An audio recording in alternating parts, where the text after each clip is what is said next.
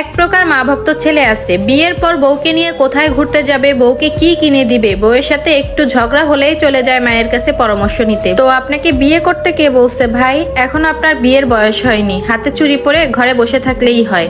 বউ ছেড়ে যাওয়া ছেলেকে বিয়ে করার থেকে বউ মরে গেছে এমন ছেলেকে বিয়ে করাই উত্তম। কারণ কোনো নারী তার সাজানো গোছানো শখের সংসারটা ছেড়ে কখনোই যেতে চায় না, আর ছেড়ে তখনই যায় শখের পুরুষের ব্যবহার, আচরণ আর তার চরিত্রের কারণে।